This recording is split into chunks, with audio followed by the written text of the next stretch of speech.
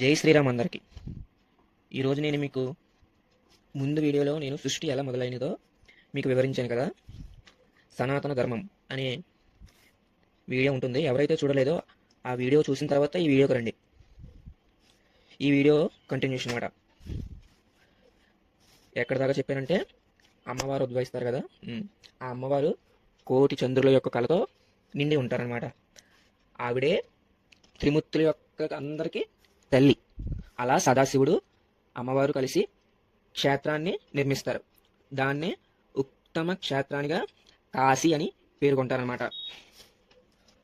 అసలు ఆ కాశీకి రక్షకులు ఎవరంటే కాలభైరవుడు. అసలు ఈ కాలభైరవుడు ఎవరు, అసలు ఎలా ఉద్భవించారు? వీడియోలోకి వెళ్ళే ముందు మీకు విషయం చెప్పాలి. ఏంటంటే, మీకు వీడియో చూస్తున్న కింద సబ్స్క్రైబ్ బటన్ ఉంటుంది. సబ్స్క్రైబ్ బటన్ ట్యాప్ చేసి పక్కన గంట సింబల్ని ఆల్ పెట్టండి. దానివల్ల నేను వీడియో ఎప్పుడు అప్లోడ్ చేసినా మీకు మీ నోటిఫికేషన్ వస్తుంది అనమాట. బ్రహ్మదేవుడు ఉంటారు కదా. బ్రహ్మదేవుడు ఒక కమలంలో కూర్చుని ఉంటారు. చుట్టూ చూస్తే ఆయన తప్ప ఎవరు ఉండరు. ఆ కమలం నుంచి బయటకు వచ్చి చూస్తే శ్రీ మహావిష్ణువు శేషకల్పం మీద పడుకొని ఉంటారు. అప్పుడు బ్రహ్మగారు అది చూసి కోపం వస్తుంది. విష్ణువుతో ఇలా అంటారు, ఎవరు నువ్వు? ఈ సృష్టికే నేను పెద్దవారిని, నేను వచ్చినప్పుడు లేచి నుంచోవాలని తెలియదా అని కొంచెం పరుషంగా మాట్లాడతారు గర్వంతో. అప్పుడు విష్ణువుకి కోపం వచ్చి ఆ కోపాన్ని అణుచుకొని బ్రహ్మగారితో ఇలా అంటారు, నువ్వు ఇప్పుడు కమలం నుంచి వచ్చావు కదా, ఆ కమలం నా నాభి నుంచి వచ్చింది, అంటే నా నాభి కమలం నుంచి నువ్వు ఉద్భవించావు. అంతేకాదు ఈ విశ్వం అంతా, ఈ బ్రహ్మాండం కూడా నా నుంచే ఉద్భవించాయి అని బ్రహ్మగారితో అంటారు. అలా ఇద్దరికి వాగ్వాదాలు జరుగుతాయి. అసలు మాట అలాగా యుద్ధం చేసుకునేదాకా దిగుతారు ఇద్దరు. అయితే ఇలా దేవతలు అందరికీ తెలుస్తుంది అన్నమాట ఇద్దరు యుద్ధం అంటే. మరి త్రిమూర్తులు కదా, త్రిమూర్తుల్లో ఇద్దరు విష్ణువు బ్రహ్మ. ఆ ఇద్దరు యుద్ధం చేసుకుంటే ఎలా ఉందంటే, దేవతలందరికీ మొత్తం నాశనం అయిపోయేలాగా ఉంది. అంటే బ్రహ్మాండం మొత్తం పైన అంత అంత పెద్ద యుద్ధాన్ని చేస్తున్నారు వాళ్ళు. ఒక్కొక్కరు ఒక్కొక్క అస్త్రం. అంటే ఇటువైపు ఏమో విష్ణువు ఒక గుణాలు, అటుపక్క బ్రహ్మవారు యొక్క గుణాలు. అలాగా యుద్ధం చేసుకుని దేవతలందరూ చూసి ఏం చేయాలో తెలియక మహాశివుడి దగ్గరికి వెళ్తారనమాట. ఆ మహాశివుడే తండ్రి కాబట్టి, ఈ విశ్వానికి అంతా ఆయనే తండ్రి కాబట్టి పరిష్కారానికి మహాశివుడి దగ్గరికి వెళ్తారు. ఆ మహాశివుడి దగ్గరికి వెళ్ళిన తర్వాత ఇదంతా వివరిస్తారు, ఇలాగా యుద్ధం చేస్తున్నారు అని. అప్పుడు మహాశివుడు బయలుదేరతారనమాట. బయలుదేరుతుండగా వీళ్ళిద్దరిని చూస్తారు. వీళ్ళిద్దరూ ఏం చేస్తారు, ఇటుపక్క ఏమో బ్రహ్మగారు పాశుపతాస్త్రాన్ని వదులుతారు, అటుపక్క ఏమో విష్ణువు ఆయన ఉన్న వజ్రాయుధాలు అన్నీ వదులుతారనమాట. ఇప్పుడు ఆ రెండు అలా ఒకదానికొకటి కలిస్తే విశ్వం మొత్తం నాశనం అవుతుంది. అప్పుడు ఒకేసారి ఆ మహాశివుడు జ్యోతి స్తంభం లాగా ఆ ఇద్దరి మధ్యలో అలాగా ఉద్భవిస్తారనమాట. అప్పుడు ఆ రెండు అస్త్రాల్ని లాగేసుకుంటారు, అబ్జర్వ్ చేసుకుంటారు శివయ్య. అప్పుడు విష్ణువు బ్రహ్మ ఒక ఒప్పందానికి వస్తారు. ఎవరైతే ఈ జ్యోతి స్తంభాన్ని అంతుని కనుక్కుంటారో వాళ్ళే గొప్ప, వాళ్ళే సృష్టికి పెద్ద అని ఒక ఒప్పందానికి వస్తారు. ఆ విష్ణువు దానికి ఒప్పుకొని కిందకి ప్రయాణిస్తారు. విష్ణువు అటుపక్క బ్రహ్మగారు పైకి ప్రయాణిస్తారు. అప్పుడు విష్ణువుకి ఆది అంతూ తెలియక మళ్ళీ ఉన్న చోటుకు వచ్చేస్తారనమాట. ఇటుపక్క బ్రహ్మగారు అలా పైకి వెళ్తూ మధ్యలో నుంచి ఒక పుష్పం పడుతుంది. పడి చెప్తుంది ఇలా నేను మధ్యలో నుంచి పడ్డాను, మీరు ఎక్కడికి ప్రయాణిస్తున్నారంటే, ఇలా నేను ఆది అంతూ తెలుసుకోవడానికి పైకి వెళ్తున్నాను, దీని అంతాన్ని తెలుసుకోవడానికి, ఆదిని తెలుసుకోవడానికి నేను ప్రయాణిస్తున్నాను అని పుష్పంతో బ్రహ్మగారు అంటారు. అప్పుడు ఆ పుష్పం ఏమంటుందంటే, దీనికి ఆది అంతూ తెలియదు, నేనే మధ్యలో నుంచి వచ్చాను, దీనికి అసలు ఆది అంతు అనేది ఏమీ ఉండదు, మీరు ఎంత ప్రయత్నించినా సరే మీరు దీన్ని కనుగొలేరు అని అంటారనమాట బ్రహ్మగారితో. అప్పుడు బ్రహ్మ, అయితే నువ్వు నాకు ఒక ఉపకారం చెయ్యి, కిందకు వచ్చి విష్ణువుతో నేను ఇలాగా ఆది అంతు కనుగొన్నాను అని చెప్పు అని అంటది.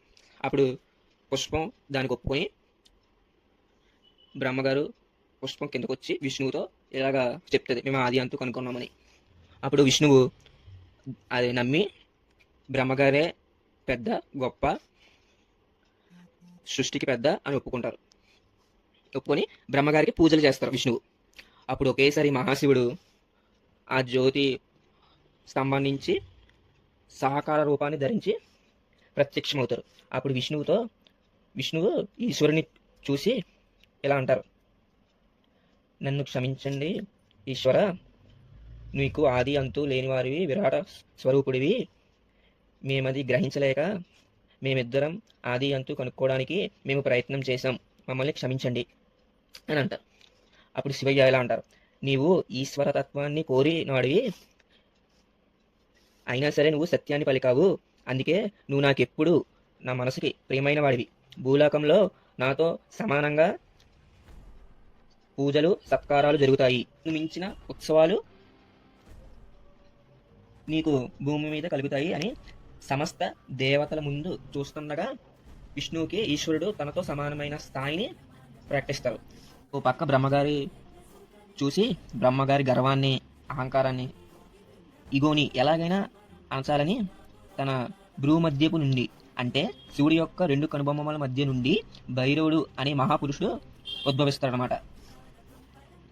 ఆ భైరవుడు రణస్థలం నుండి నిలిచి శివయ్యకి నమస్కరిస్తారు.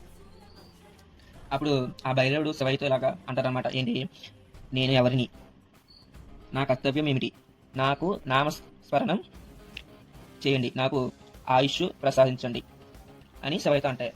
అప్పుడు శివయ్య ఇలా అంటారనమాట భైరవుడితో, నీవు నా నుండి ఉద్భవించిన వాడివి, నా యొక్క పూర్వ స్వరూపాన్ని నువ్వు. అంటే శివుడు భైరవుడు వేరు కాదు. బా అంటే బా అంటే భరణము, రా అంటే రవణము, వా అంటే వర్ణం. భరించేవాడివి, లయించేవాడివి, సృష్టించేవాడివి కూడా నీవే కనుక నువ్వు భైరవుడు అనే నామంతో ప్రసిద్ధి చెందుతావు. నిన్ను చూసి యముడు కూడా భయపడతాడు. కాబట్టి నీకు కాలభైరవుడు అనే నామంతో వ్యవహరించబడతావు. అలా భైరవుడికి నామస్మరణం చేస్తాడు శివయ్య. బ్రహ్మగారిని చూపించి వెంటనే బ్రహ్మగారి యొక్క గర్వాన్ని అణిచిపెట్టు అని చెప్తారు. వెంటనే బ్రహ్మగారి కేశపాశాలని కొట్టుకొని 5వ తలని ఒక గిల్లేస్తాడు కాలభైరుడు. ఒక అంటే ఒక గిల్లడం అంటే అన్నింటికన్నా తేలికైనమాట. అంటే గిల్లడం తేలికైంది. అలాగా ఆ భైరవుడు బ్రహ్మగారి ఒక 5వ తలని గిల్లేస్తాడు. తీసి ఆ గర్వాన్ని అన్నింటిని అణిచివేస్తాడు. ఇలాగా కాలభైరవుడు అనేవారు ఉద్భవించారనమాట.